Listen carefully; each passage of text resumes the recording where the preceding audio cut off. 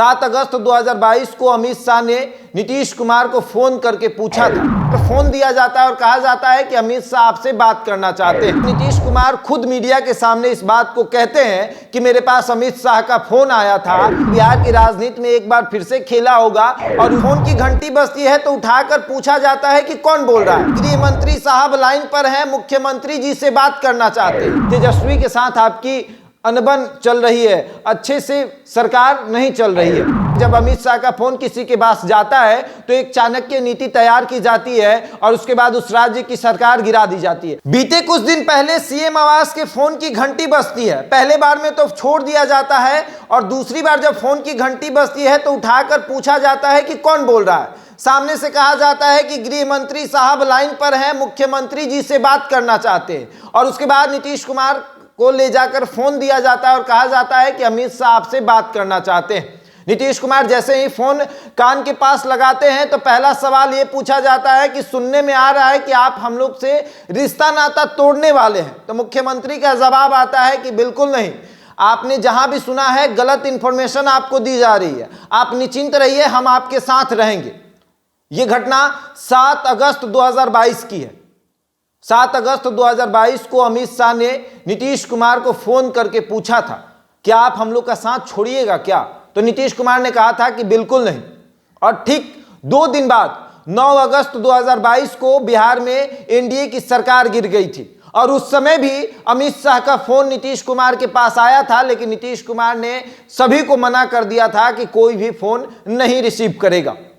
और फिर 180 दिन के बाद अमित शाह का फोन नीतीश कुमार के पास आता है और नीतीश कुमार खुद मीडिया के सामने इस बात को कहते हैं कि मेरे पास अमित शाह का फोन आया था और अच्छी खासी देर तक बात हुई है हमारी।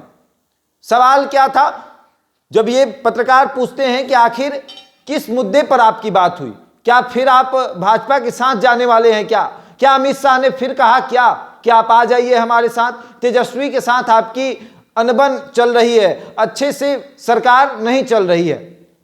तो नीतीश कुमार ने कहा जी नहीं, ऐसा बिल्कुल नहीं है। वो दरअसल बिहार के राज्यपाल फागू चौहान को बदलना था।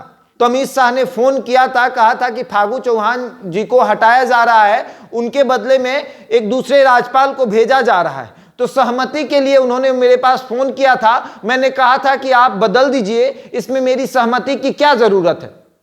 लेकिन सवाल ये उठता है कि जब बिहार में महागठबंधन की सरकार बनी थी, उसके बाद प्रधानमंत्री के साथ मुख्यमंत्रियों की बैठक हुई थी जिसमें नीतीश कुमार नहीं गए थे। मोदी और अमित शाह से लगातार बच रहे थे नीतीश कुमार, लेकिन अचानक जब अमित शाह का फोन नीतीश कुमार के पास आ जाता है तो नीतीश कुमार इस सोच में पड़ जाते हैं कि आखिर अब किस कारण फोन आया है। लेकिन फोन आता है तो यह कहा जाता है कि फागू चौहान को बदला जा रहा है, उनके बदले राजेंद्र विश्वनाथ आलेरकर को भेजा जा रहा है। और उसके बाद नीतीश कुमार कहते हैं कि बस इतना ही देर बात हुई है।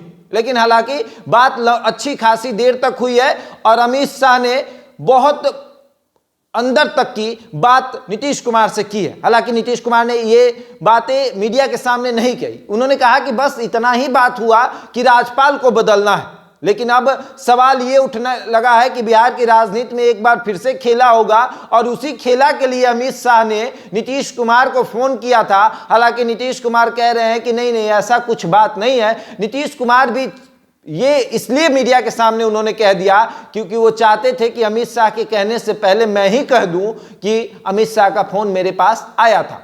क्योंकि 7 अगस्त 2022 को जब अमित शाह का फोन नीतीश कुमार को आया था, उस समय सबने पूछा था तो उन्होंने कहा कि नहीं ऐसा कुछ नहीं है। लेकिन 9 अगस्त 2022 को जब बिहार में एनडीए की सरकार गिर गई, उसके बाद अमित शाह ने कहा कि मैंने तो नीतीश कुमार से बात की थी, लेकिन उन्होंने कहा था कि ऐसा कुछ नहीं है।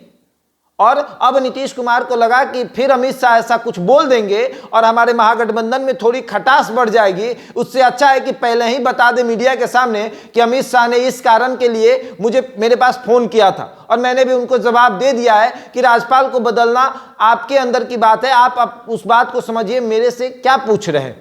लेकिन खैर कोई नहीं, इसको राजनीतिक मुद्दा नहीं देते हैं। लेकिन सवाल अब ये उठता है कि अमित शाह के फोन आने के बाद नीतीश कुमार और तेजस्वी में क्या खटास बढ़ेगा, क्या नीतीश कुमार ने सबके सामने जो कह दिया कि अमित शाह का फोन आया है तो तेजस्वी को यह बर्दाश्त हो पाएगा? क्योंकि कहा यह जाता है कि जब अमित शाह का फोन किसी के पास जाता है तो एक चाणक्य नीति तैयार की जाती है और उसके बाद उस राज्य की सरकार गिरा दी जाती है। हालांकि देखते हैं क्या होता है। लेकिन 7 अगस्त को जब फोन आया था उसके बाद तो बिहार में एनडीए की सरकार गिर गई थी। बीजेपी की जो सरकार चल रही थी, बीजेपी के साथ नीतीश कुमार गठबंधन करके जो सरकार चला रहे थे, वो सरकार 9 अगस्त को गिर गई थी। 10 अगस्त को तेजस्वी यादव के साथ नीतीश कुमार ने शपथ ले लिया था 8वीं बार मुख्यमंत्री का।